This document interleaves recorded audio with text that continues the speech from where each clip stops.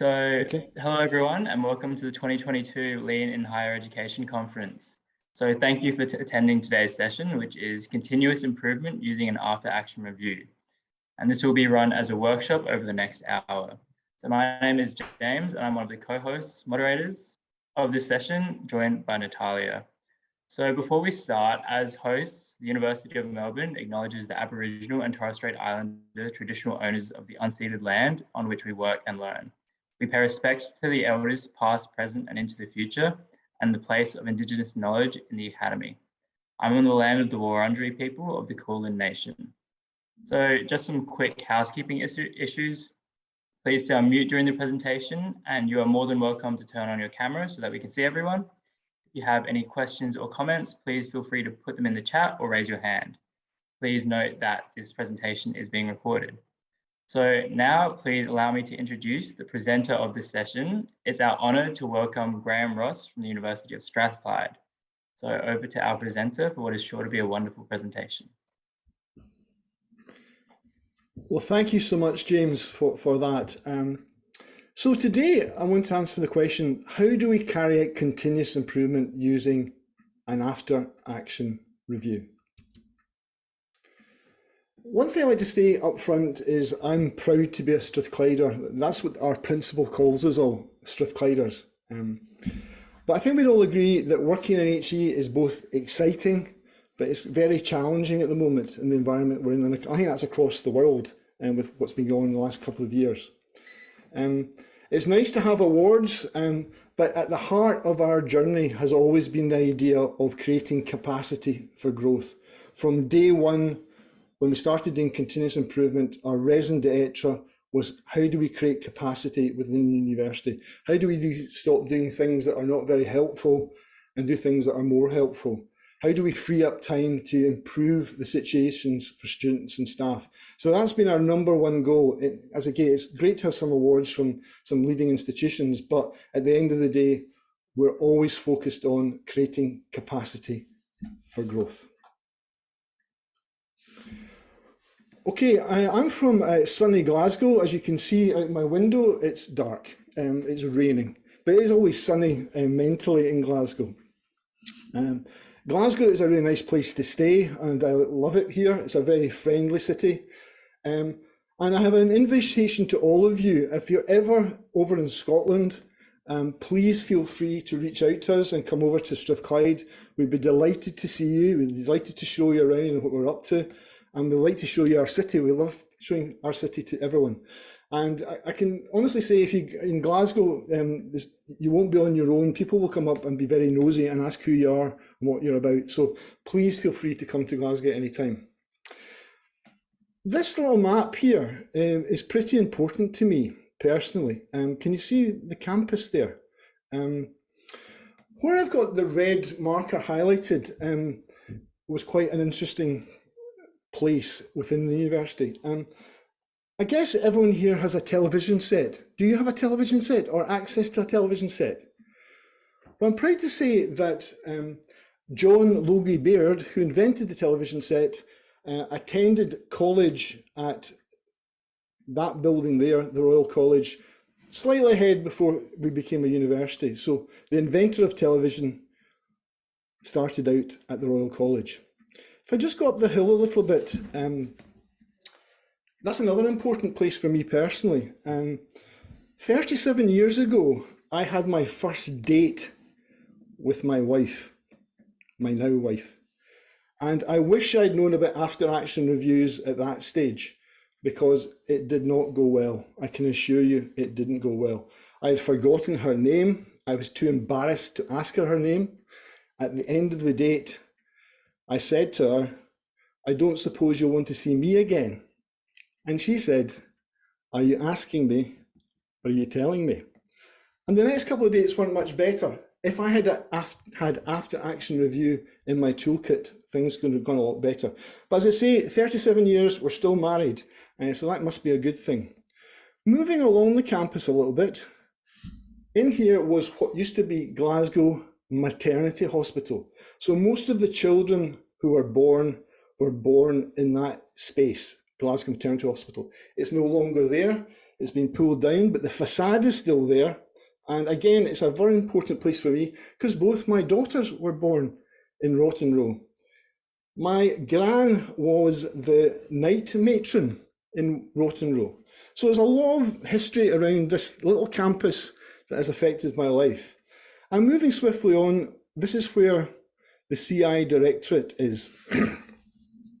And we are based in a place called Livingston Tower, and it's got a fantastic panoramic view of Glasgow. So if you ever get the chance to come over here, you can see 360 degrees of the city. So, but prior to joining the university, I worked for a company called Polaroid, and that's where I learned all about lean way back in 1996, believe it or not. I also did my degree at Strathclyde 100 years ago. You can tell by the hair, hopefully. So it was a long, long time ago. But when I was learning about lean, we learned from Japanese consultants, and we were implementing it in the plant over outside Glasgow, and it was fantastic. Really enjoyed it. And we used to have a lot of visitors come to the plant, which was very encouraging, because one of the things I think is that the more you can visit other places and find out and do after action reviews with people, the more you can learn. And by having visitors come, it keeps you on your toes. It makes you race ready all the time. Anyway, we had a company called Mars Confectionery wanted to come, who make Mars bars, big confectionery company. And I always remember the day that we had to go to reception to explain to people that people were coming to visit. It was a sort of security thing. And have you ever said something and you wish you hadn't said it? You've opened your mouth and thought, I wish I hadn't said that. I said to the lady in reception, I'm expecting some visitors from Mars this morning. And she said, with a glint in her eye, are they coming by car or will they be arriving in a spacecraft? It's these little things in life that I think makes life worth living. Anyway, another organisation came to visit us, which was a public sector organisation. And that was quite unusual. At that time, it was all manufacturing stuff that was doing lean. And this was quite an innovative person that wanted to learn a bit more about it. So they came along and they asked us if we'd help them and do some consultancy work for them down in Bristol. And I talked to my boss, who was the managing director, and he said, yeah, well, let's explore it and see what happens. And at that time, we were doing what we call Kaizen events. So it's like a 5-day rapid improvement event, Kaizen. I remember from the presentation yesterday, which I really enjoyed, talking about Japanese beer and Japanese words. Well, Kaizen is one of those words. Kai literally means change, and Zen means for the better. So Kai, Zen, change for the better. Some of you might have heard of Kai Costa. Kai Costa. And Kai Costa is change for the coffee machine. Change for the coffee machine. I've tried that so many times, no one's ever laughed. I don't know how I keep trying it, but it is World Recycling Week, so I do try and recycle my material as much as possible in the spirit of Recycling Week. Anyway, what happened next was I got to go down to Bristol to this public sector organisation. We did the rapid improvement event, and a lot of my decisions seemed to be making on the train. I was coming back and I thought, there's so much waste in the public sector, it's unbelievable. I think there's a huge opportunity to do something there. So that very day, I decided I was going to leave my organisation and set up my own consultancy business, looking mainly at the public sector. So I spoke to my boss the next day and I had a very good relationship with them. And they said, very supportive of that. That'd be fantastic. I want you to do well. In fact, if you set your company up, I'll let you have an office in our company free of charge for a year. I'll also talk to all suppliers who'll give you some work, hopefully, and we'll get you started, which was amazing. Meantime, the company I'd been down to came back to us and said, look, that was very successful. We want to do this across 20 of our legal organisations across England. Could you help us with that? So those two things came together. I had a year's worth of work, which was unbelievable, and I set this little company up doing training and consultancy. So then what happened was I did all the work, which was great, but then the crash happened about 2010, and I had to go back into manufacturing type work because the public sector had a moratorium on actually employing consultants at that time, and that was fine. And then I joined a bigger consultancy as an associate, which was, again, quite challenging because it was a very rigorous process to get involved. And the first gig that I got was in one of the big banks in London. And I can say, without fear of favour, I hated it. It was one of the worst few weeks of my life. I just didn't enjoy it. But I muddled through and it was all fine.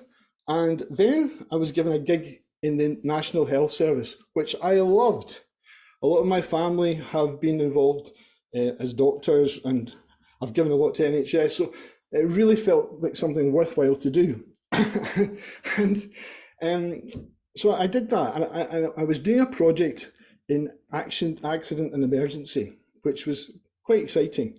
And we were looking at the patient workflow through the area. We were looking at all the visual management in the area. We're looking at technology to help patients as they arrive and to help staff. And that was going swimmingly well. So I left work because I was living away from home in a hotel, and I drove the 5 minutes to my hotel. It was an old-fashioned hotel, I remember it. And I had to go up a little stair into my room, and I'd bought some sushi, as you do when you're consulting, in a way, and I laid all my clothes out in the bed, and I had my sushi, had the television on, and the next thing, I said, that's not good. And it went again. And I said to myself, you know when your reptile brain takes over? You're no longer in control, your reptile brain takes over. I left everything like a crime scene. The TV was still on. My wallet was still in the bedroom. I just closed the door, went down the stairs, jumped in my car, stupidly, and drove 5 minutes from the hospital to the hospital. I had a car parking space, fortunately. I got out of the car and I was leaning against the wall, sweating profusely, about to collapse. And I had a split decision to make at that point. If I went the long way around to A&E, I don't think I'd be talking to you today. So I made the decision to go a different route, and I went through the morgue. Can you believe it? It was like Scooby-Doo. I was like a Scooby-Doo character going through the morgue. And this fleeing person came into A&E and they sorted me out. They chucked me in an ambulance, blue light on, and I was going all the way to Liverpool Heart and Chest Hospital. And during that journey, I was going in and out of consciousness, but all I could think was about how to improve A&E, which is mad when you think about it. So the point is, I think once you get this stuff in your system, it is like an illness. It is like a disease. But it's a fantastic disease, and everyone at this conference I've met is so enthused, so fantastic, and sharing each other's ideas. So I just absolutely love it. Anyway, cut long story short, quadruple emergency bypass, lungs collapsed, the drugs I was getting for my liver was damaging my liver, and I got a touch of pneumonia as well. But apart from that, I was perfectly okay, absolutely fine. So 6 months in recovery, the consultancy I've been working with eventually came back to me, and this is the end of the story, you'll be glad to hear. And they said, how are you fixed now, Graham? Are you feeling a bit better now? And they had been fantastic with me. I said, absolutely. And they said, we've got a bit of work coming up. Would you be interested in it? I said, absolutely. I said, where is it? And they said, it's in Glasgow. I said, what? Yes, it's in Glasgow. I said, wow. I said, whereabouts in Glasgow? It's at the University of Strathclyde. Amazing. So in 2013, I came back to the university as a consultant, and I helped set up the CI team at that time with, I'm sure you all know John Hogg. We worked together and we were doing training together at that time. Did that for a few months and we got everything set up, and then I was asked to do another gig at Middlesex University, which I went down to, and I helped set up the team there, which was good fun. In fact, one of the ladies I trained is now the director of continuous improvement down there. And I was coming towards the end of my project, and John from Strathclyde emailed me. And he said, is there anyone who you think would be interested in a continuous improvement manager's job? Because one of the guys you trained has left and gone to Australia. You Australians nicking our people, I don't know. Anyway, so he was meaning, in terms of my network of people I knew, I don't think he was meaning me. So I was thinking about all this travelling and what happened to me. I thought, I think it'd be quite nice to get back to Glasgow, get back to that little blue map. It'd be lovely. So I applied for the job, I got the job, and the day I got the job, my wife and children were going up to the north of Scotland in the car, and I had to get the train back up. So I was standing very close to the university, and my mobile went, and it was John saying, you've been successful, well done. And it was in a place I don't normally stand, outside George Square. So 3 minutes later, I'm up in the station, I'm phoning my wife to tell the good news, and that was all great.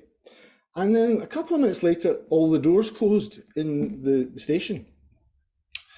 So I didn't know what happened, but apparently a poor lorry driver had a medical condition and lost control of his vehicle and had ploughed right over where I was standing, and that had actually killed a couple of people. So I'm very grateful to be here, is the point of the story. And it's amazing that I'm in a position, and I'm very privileged to be able to talk to you more about AAR. And it's one of these techniques, I think, that it sounds very simple, but if you can get it into one of your habits, it's a fantastic thing to do. So I'm from Glasgow. I'm called a Ouija. That's what we call people from Glasgow, a Ouija. I believe if you're from Melbourne, you're called a Melbourneian. I think that's right. I'll probably get somebody in the chat saying you're talking rubbish. So what I'd like to do now is in the chat, if you could type in the country you're from, the nearest big city that you're from, and the name of people from your city or town. So we're Ouijas. I think people from Edinburgh are called Edinburghers. So if you could do that for me, that'd be fantastic.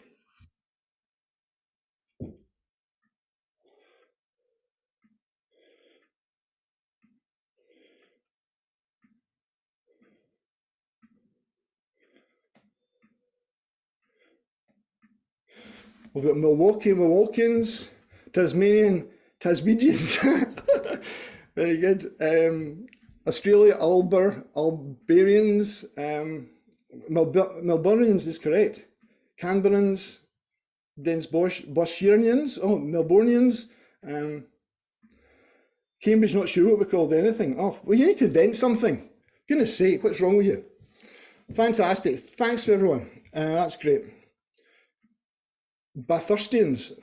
Sounds like you need a drink. Very good. Right. So, what I want to do with you is take you through to be able to use an after-action review in a variety of situations, what it is, when it is, to use it, and how to use it. That's what I'd like to take you through today.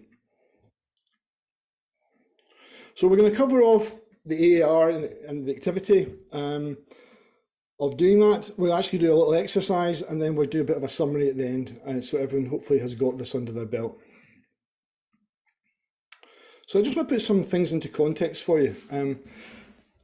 Obviously, we're doing a virtual conference, and I think we all really appreciate all the effort that's gone into doing this, and it's an absolutely fantastic conference for me so far. I don't know about everyone else, but I'm really enjoying it. But in terms of running projects or running activities within your own institution, I'd like you to just think for a minute, if you're planning to come to Melbourne Central Station and get on a train and buy your tickets and think about all the things you need to do before you get on the train. So just take a couple of seconds to think about that process, what it will look like. Yeah, so just think about that for a second.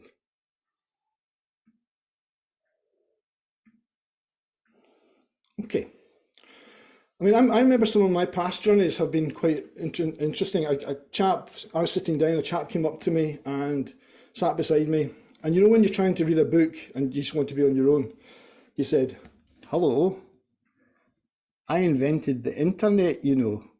And that was a long journey. I'd just like to say that. Another time, the train was really busy and a man came up with a big jacket on and he had his arm inside the jacket. And being a Glaswegian, people with their arms in their jacket were quite suspicious of. And he was pulling his arm out slowly and he produced a live ferret. Just saying. And the final one was where I was on the quiet coach. And I'm sure in your country, there are quiet coaches that you can book ahead of time as part of your planning so you can do a bit of work nice and quiet. On the quiet coach, at one end was a stag do. I was in the middle. At the other end was a hen do. And it was like a Venn diagram with me in the middle. And the more alcohol was consumed, the more the volume went up and the more the two parties seemed to coalesce and get together, with me poorly stuck in the middle. Anyway, hopefully you've planned your journey by now and you've got rid of some of these barriers I've just talked about. But I want you to do something else. I'm going to ask you to ask the Australian driver if you can get off for a few minutes just before Melbourne Central. The stop before Melbourne Central, I want to get off. And that's what we want to do with an AAR. We want to stop towards the end of our project or our workshop or our training and review what has happened. What went well, what didn't go so well, what helped, what hindered, what would we do differently next time? And by getting off the train and planning to get off the train from day one, that is a way to get AR embedded into your way of working. What often we do is we do a project and we do another project and we do another project and we do another project and there's no time for reflection. So we want to avoid that if possible. And we want to learn lessons as we go along.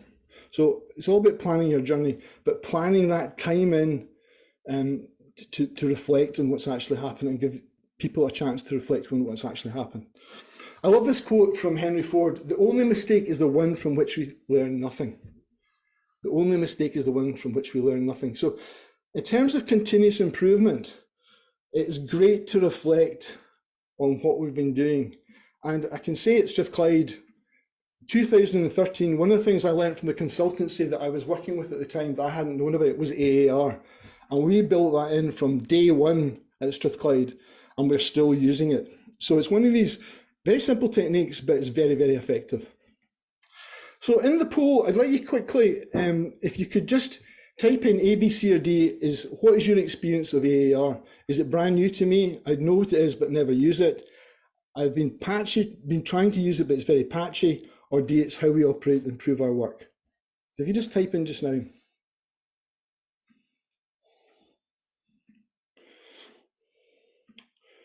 I've just learned stag do is the same as a bachelor party. Sorry, that's a Scottish colloquialism.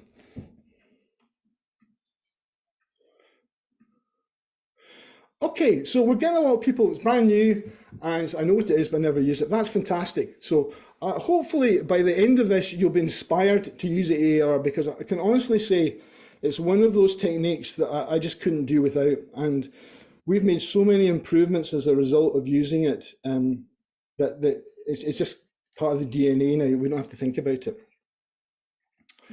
So it's developed by the military. So quite often after campaigns, they would work out what actually happened and what went well, what didn't go so well, and what would they do differently. It's a very structured approach, and it provides, as I said, time for reflection and improvement. It's getting off the train and looking at the journey.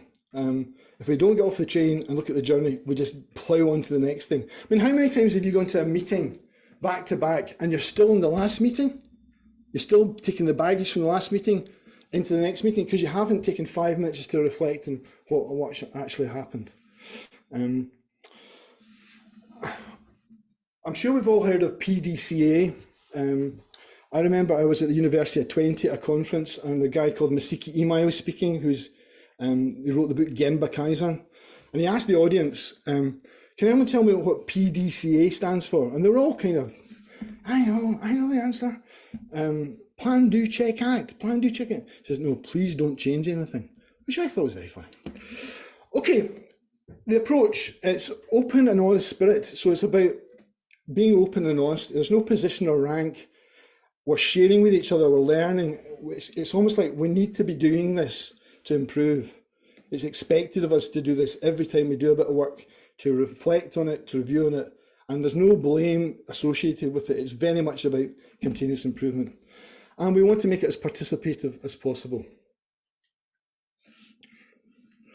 So what's it for? It's a great way to get closure at the end of a project. How do we do compared to what we anticipated might happen? What lessons can we learn? What can we take away from the project? And would we do it differently next time? And the answer is generally always, yes, we probably would. So it's giving people that opportunity to reflect on what's actually happened. So when do we use it? Towards the end of a piece of work, and it should be planned ahead of time. I'll say that again. It should be planned ahead of time. You might have a project plan and, we might do an AAR at some point. No. Plan it as part of the activity. And you might decide when you want to do it, is it right at the end or just before the end, like getting off the train, but plan it in. It should be up there with everything else as an activity. So who should be involved? In general, it's the people who are doing the work. The people who are doing the work that should be involved. I also find it can be helpful to have some customers of the process, if applicable, but you've got to be careful with that one because it might shut down the people actually in the project team. But if you've got a friendly customer group that you work with, that you're comfortable with, that can be very, very helpful as well. How long does it take? It's super quick. The maximum I think it should be is about 90 minutes. It might be a lot less than that. It just depends on the scope and the piece of work you're looking at. But taking that time out and actually reviewing what you've done and taking stock of what you've done and saying, how can we improve this next time, is worth its weight in gold in terms of that short amount of time. Don't do it at your peril because you'll end up just making the same mistakes or doing the same old things as you did before. So I think it's really good to stop the train, get off it, have a look, and then take that forward into your next bit of work. Okay.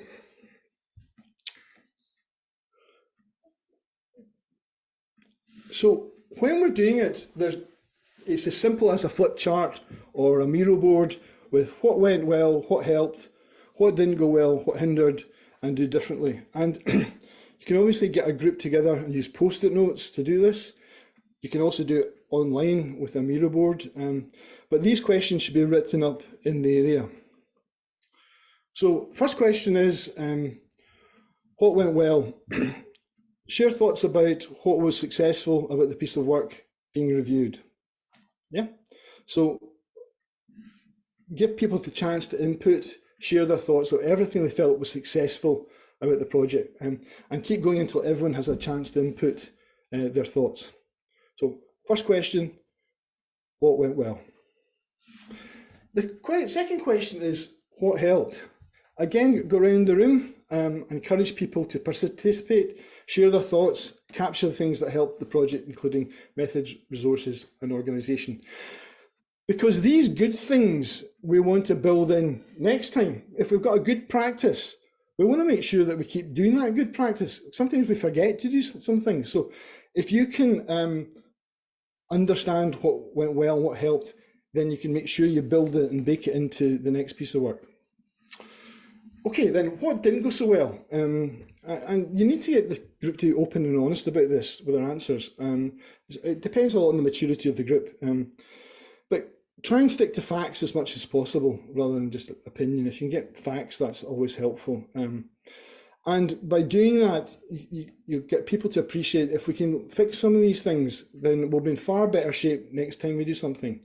And get rid of any sense of blame whatsoever and stick to processes rather than personalities. The fourth question is to ask what hindered and what prevented this. What were the barriers that came against while carrying out the project, and capture these once everyone has a chance to input again.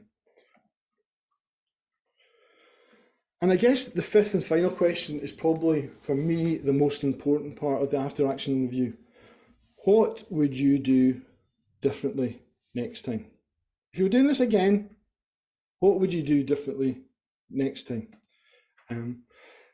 This is very much about identifying the lessons learned from the project and things the group should do differently going forward in their quest for continuous improvement.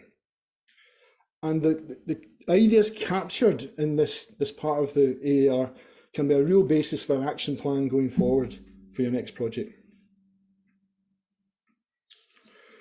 So once you've got all these questions answered, then it's a simple question of putting them up on the board. Just getting everyone to bring up their Post-its, or doing it electronically.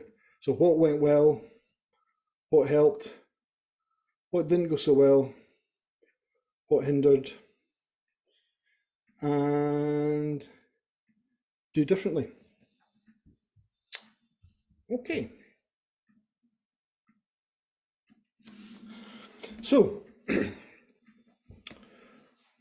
it's been an interesting couple of years, I think you would all agree, and I know it's been fascinating for me personally, because I was a great visual management advocate, physical, get the Post-it notes up. The act of actually writing them was really good and made you think about stuff, and you got a lot more input from the team. But I guess during the pandemic, we've all had to move fairly rapidly onto an electronic environment, and I'm not sure what it's like at university, and if you can maybe put in the chat what you've been using. We've been using a tool quite a lot called Miro, and what we've found is you can do AARs very, very quickly. You can organise them online, so people don't have to travel to get the AAR done. And with interactive tools like Miro, it's very easy to do an AAR. You do miss the actual seeing people eye to eye and all that good stuff. But again, it's a really good way of doing it. And then the other thing is it's already captured. So you've already done the data input, so you're not having to retype Post-it notes or do all that stuff. But the downside is you do miss a little bit of the interaction in terms of people. On the left-hand side, there's an example of a physical AAR we've done. That actually goes back to when I first started at Strathclyde as a consultant, and we introduced AAR. So we have been doing it for a long time, is the main point. And I'll talk more examples in a minute. But you can do it physically, you can do it digitally. I also think it's quite a good thing to do in your own head, in terms of what went well, what didn't go so well. Okay, what helped, what hindered, and what would I do differently next time? And even just going back to what I was talking about in meetings, by just taking 10 minutes to reflect on what's just happened, you might not repeat the same mistakes as you've said already, and you might reset your brain for the next activity, as opposed to, like I said, carrying baggage over into the new situation that is no place in being there. So there are pros and cons of doing it physically and digitally. But I think the main point, and I want to make this, I've said it several times now, is to plan to do it. Schedule it into your activities. It's a piece of work that must get done almost. So we haven't done the AAR. Oh my God. So we need to make sure that we plan it in, because if you don't schedule it, it won't happen, in my experience.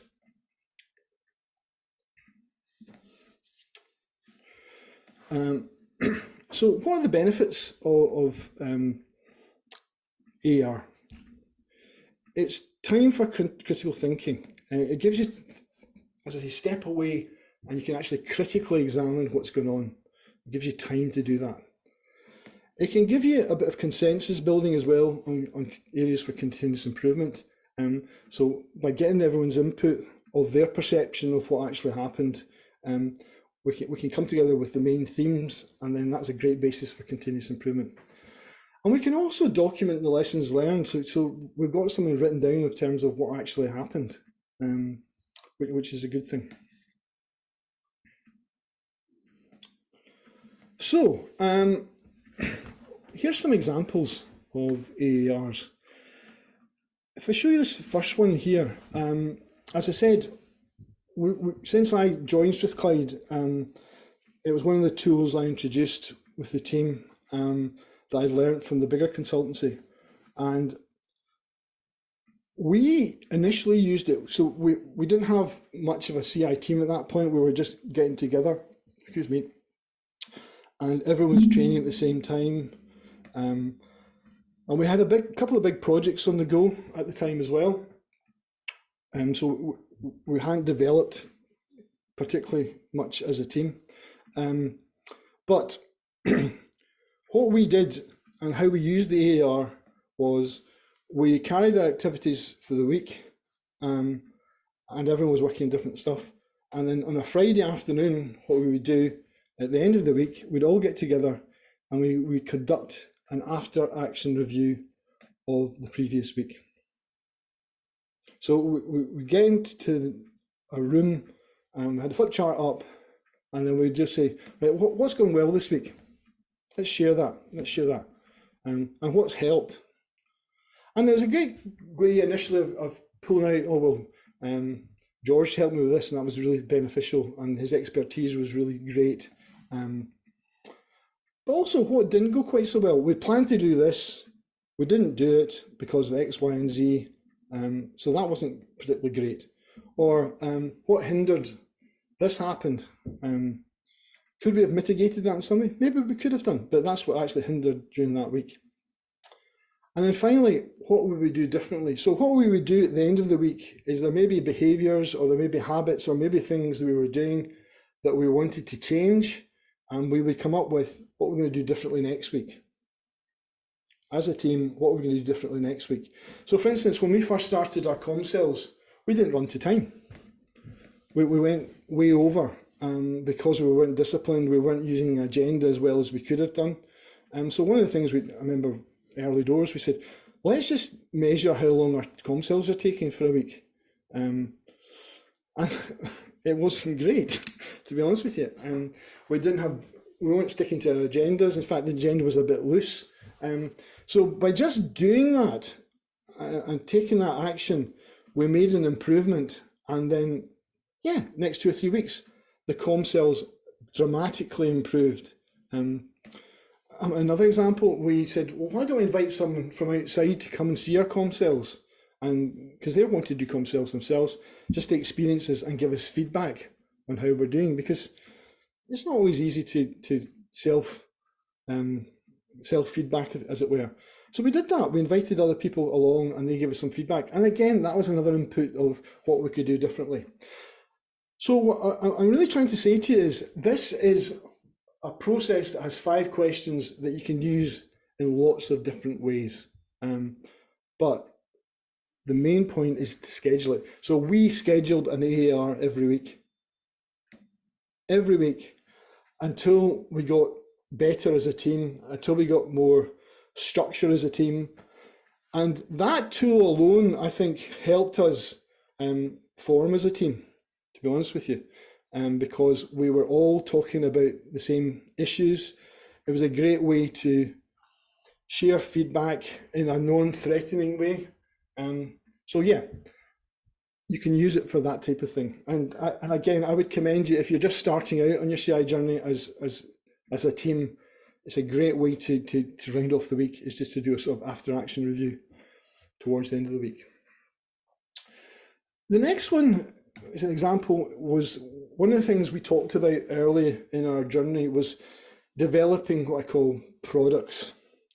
So we're trying to develop stuff for the university and for external agencies that we would call a product. So something to help someone on their journey.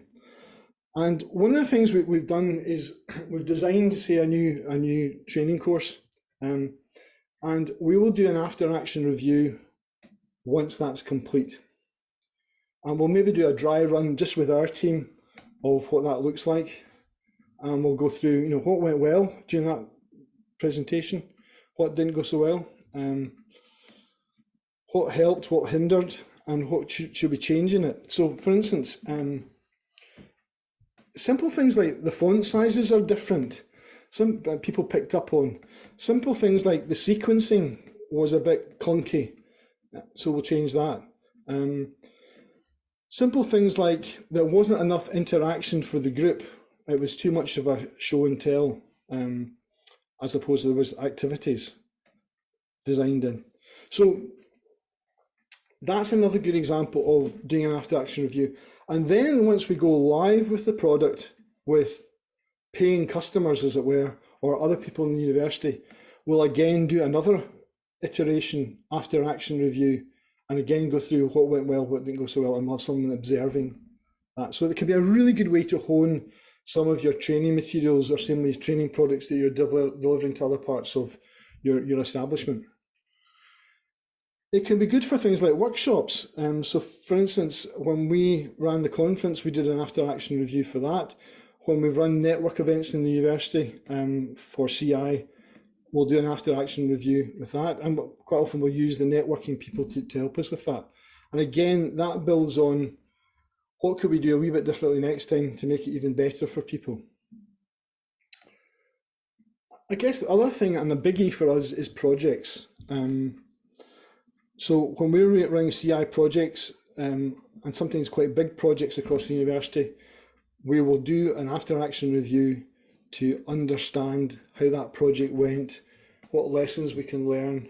You probably can't read this one, but this was one we did for a big project on postgraduate taught, and we were trying to up the numbers of postgraduate students coming to university from overseas. And it was right across the university, so there was academics involved, there was professional service people involved. So it was a big project because we're obviously trying to attract as many students from that category as possible. And it was quite a complicated project. One of the lessons learned was our project scope wasn't right. So when we initially went out to talk to deans, we went out to talk to other people, we hadn't got the scope right. And some people thought the journey for applying to university started way out in the field where people were trying to massage people into learning about the university and get on board. Other people felt it was when an application hit an academic's desk to be reviewed. And we hadn't clarified that, and that wasted an awful lot of time at the beginning of the project. And I like to say we're a lot better at doing that now in terms of scoping projects. But initially we weren't. But if we hadn't done an after action review, we probably wouldn't have picked up on that as quickly and rectified it as quickly. So can't emphasize enough the importance of actually putting an after action review into your project planning and having it as an event that you're going to carry out.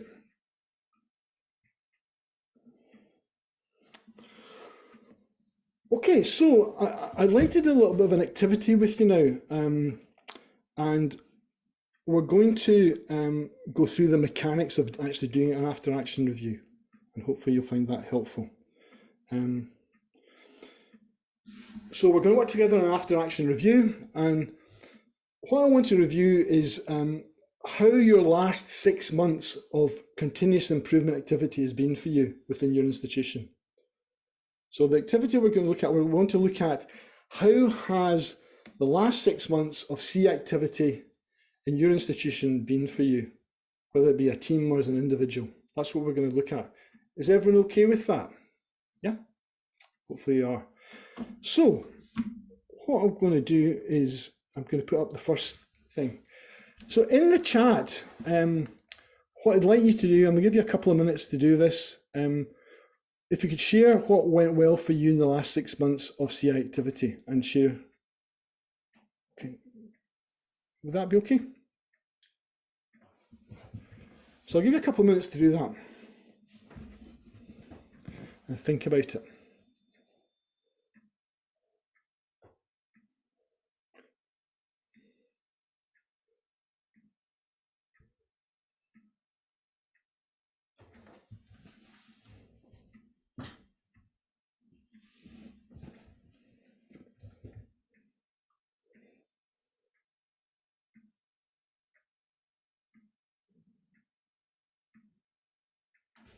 So we've got achieving accreditation, transition to new change and program management office, fantastic. Stakeholder engagement, excellent. Learning about the process in a new area. Training numbers increasing. Two in-company greenbelt trainings, they were great, fantastic.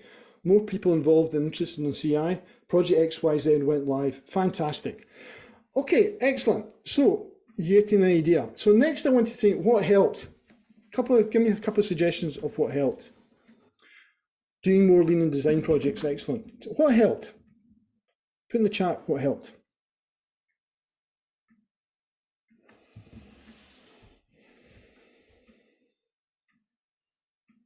Having great turnouts at workshops, looking at journey mapping, fantastic. Training, supporting projects, fantastic. Greenbelt trainings, people being engaged, cohesive, collaborative team, excellent. Great collaborative colleagues and sponsors, collaborated with ABC to fill gap, excellent. Good, you're getting the hang of this. Okay, I now want to think about what didn't go so well. So maybe a couple of suggestions of what you found didn't go quite so well in the last 6 months. Having a clear sense of purpose, excellent.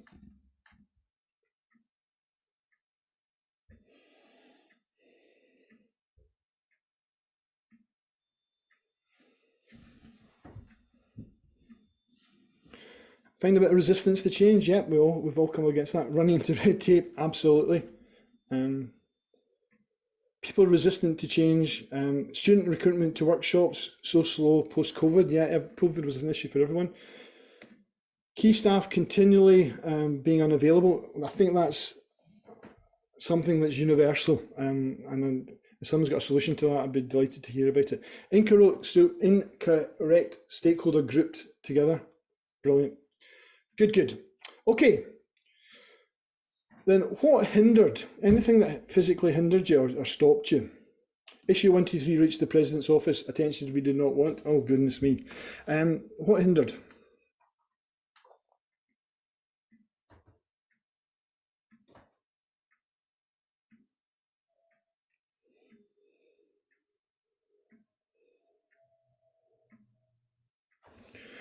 Project sponsors not in agreement. I've come across that one myself. Lack of clarity at a strategic level, absolutely. Not knowing who the correct stakeholders were for engaging. I'm sure we've all come across that one. End of year vacation planning, failed to anticipate that she was scheduled off for 3 weeks yet.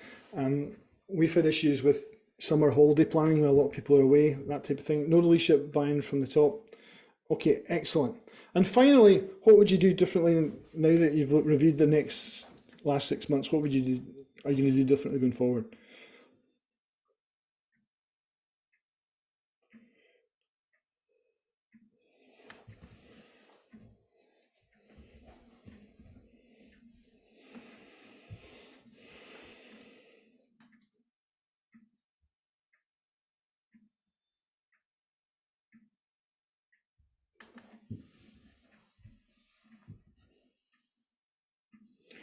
Introduce project agreement and clarity of scope, fantastic. Ask about significant planned time off, layer it on project schedule, absolutely.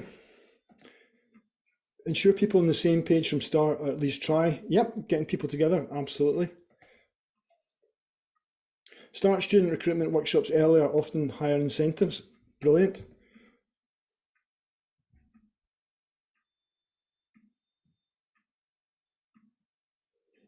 Okay, fantastic. Engaging stakeholders earlier. Yeah, I think you can't start earlier enough, in my opinion.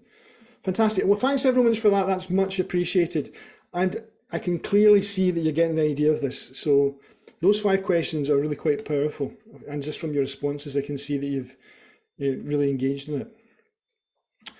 So what you'd end up with is pulling together of all those questions into a sheet that looks a bit like this. So I've done one earlier. So in terms of what went well, things like engagement, increasing our number of clients, introducing new products, things that helped, creating standard work, scheduling activities, having clarity in people's roles, and the use of technology. I mentioned Miro, that's been a big help to us, and Zoom as well. Not well, our follow-up has been not as good as it could be in terms of actions delivered. Our benefits realisation is still a bit patchy in places, to be honest with you, and some project selections, and people have talked about that, are a bit ropey. What's hindered? Competing priorities, people have talked about that. Ownership at times and lack of time, that's always an issue. And what we would do differently is review our training in terms of appropriateness, end-to-end experience for people engaging with us, what does that look like, and look at project selection as well. So hopefully you get the idea of what the after action review is all about. So I'd like to finish off with just a quick video I put together just with the 5 questions on it to remind you of what those 5 questions look like. So here we go.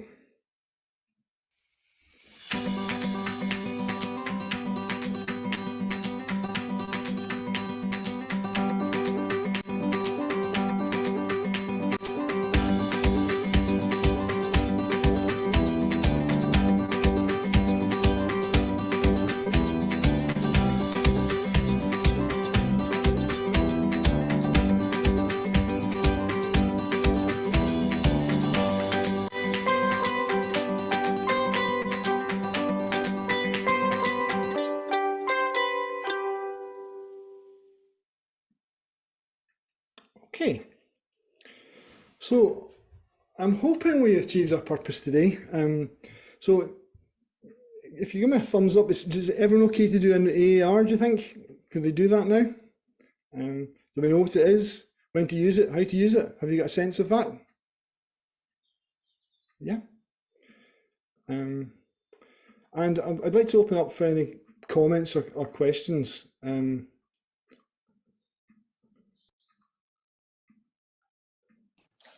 Anyone, any thoughts?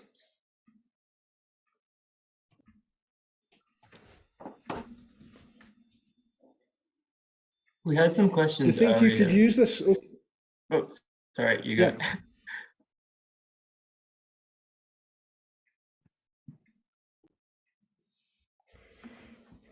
Oh yeah, we had some questions earlier from Stephanie Spence. So we do it across our team weekly meeting on a Friday to reflect on learnings across projects. What are your thoughts on that? Yeah, the main thing for me is doing it. Okay, it's scheduling it in and making an activity that you do. It's if you leave it as a random act of we might do it at some point, you never do it. You just never do it. So for me, if you take anything away from this presentation today, is if you're going to do an AAR, build it in. Get off the train, build it in, build a station in that you're going to do it. And that's the biggest learning I have got from all of this. And as I say, we've been doing it since 2013. And every time we do something, we build in an AAR because it's the basis for the next bit of work. It's the basis for continuous improvement. And if you're not doing that, if you're not doing the plan, do, check bit, you're missing a beat, I think. So I think anything you do to make it more rigorous, more vigor to it is a good thing to do. We also had a question earlier from Julie Knox. AAR versus lessons learned, same thing under a different name, or is there something distinctly different between them? The lessons learned is part of AAR, I guess. It's basically the same thing. I mean, for instance, on our ComCell every morning, we have a section for lessons learned. So we actively ask, are there any lessons we can learn for the last 24 hours last week? So we kind of do that as a daily thing. But yeah, it is built into the AAR as well in terms of what would we do differently. So yeah, they're very, very similar, but the AAR is a definite technique that you could apply to a project and schedule into your project. Awesome. I'm starting to bore you talking about scheduling into the project, but I think it's so important. I really do. Awesome. So we have a question from Jane as well. How do you share the learnings of the AAR to inform future projects? We will review them, and quite often it's the same team that would be doing something, if you know what I mean. We would review the AAR before we start another project, but we also build the improvements in. So try and physically bake them in. So, for instance, on the training material, we've got some checklists now of stuff we want as criteria that we need to have to make sure it's a good training document as opposed to just leave it to random chance. So the more you can take the lessons and kind of, hate the word poke a yoke, but error proof the next thing, the better.